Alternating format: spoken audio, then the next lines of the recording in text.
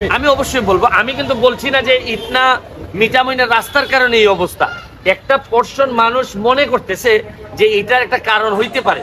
এটার একটা scientific study আমাদের সামনে আসা দরকার, যে যদি না হয়ে থাকে তাহলে এটা আমাদের নসিব, আমরা মনে করবো পানি আমাদেরকে, আর যদি হয়ে থাকে এইটারও তো বিকল্প ব্যবস্থা নিতে হবে। তখন হয়তো আরো অনেক বেশি ব্রিজ বানাইতে হবে। কি করা লাগবে এটা রাষ্ট্র বা সরকার জানে।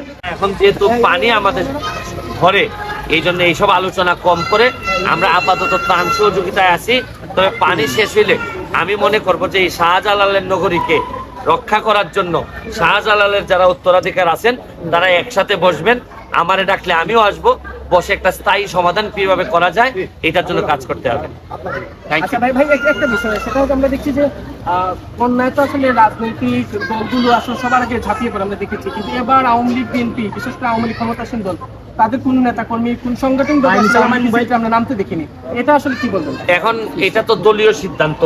ধরেন আমি নিজেও যে আসছি, আমি তো আওয়ামী লীগের লোক হিসাবে আলাদা আসছি। আপনি যেটা বলতেছেন দলগত ভাবে, সরকার যেহেতু আছে, সরকারের এখানে সরকার তো সেন্ট্রালি থাকে।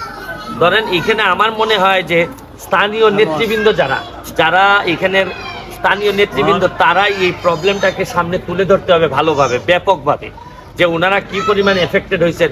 বাই দা ওয়ে, আমি ত্রাণ মন্ত্রণালয়ের মাননীয় মন্ত্রীকে আসতে দেখছি।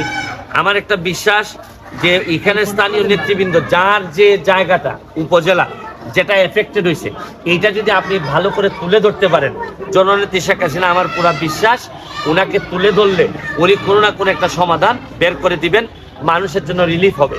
আগামী রবিবারে আমার মহান সংসদে আমার বক্তব্য আছে বাজেটের উপর। আমি বাজেটের উপর বক্তৃতাতেও যদিও আমার জেলাটা একেবারে সাইডে পড়ছে হবিগঞ্জে, তারপরও সিলেট সুনামগঞ্জের পক্ষে আমি কথা বলবো এবং নির্বিঘ্নে কথা বলবো এবং প্রেশার দিয়ে কথা বলবো যে এইটা এইভাবে চলতে পারে না।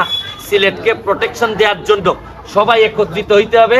এখন সিলেটের ব্যাপারে কোনো আওয়ামী লীগ বিএনপি জাতীয় পার্টি শোনা যাবে না, শোনা উচিত হবে না।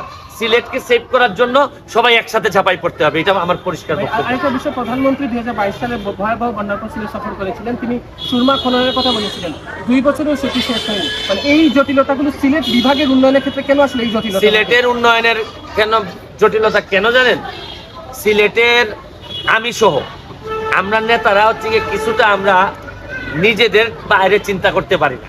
যদি চিন্তা করতে পারতাম তাইলে 6 লেন হচ্ছে গিয়ে সারা বাংলাদেশের সবার পরে আমাদের 6 লেন, এখনো 6 লেনের কাজই শেষ হয় নাই।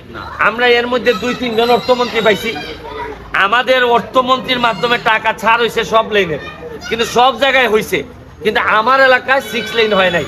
আপনাদের মনে আছে কিনা, কিছুদিন আগে বলছিলাম আমাদের এলাকার নেতারা যখন মন্ত্রী হন তখন দেখা যায় শ্বশুর বাড়ি সিলেটের বাইরে থাকে, যার কারণে শ্বশুর বাড়ির উন্নয়ন করতে করতে আর সিলেটের কথা অত মনে থাকে না। তবে আমি ভাই মন্ত্রী তো হই নাই, এমপি হিসাবে আমি এলাকায় বিয়ে করছি, এই জন্য আমার এলাকার মানুষ কম্পারেটিভলি একটু বেশি শান্তিতে আছে। Thank you.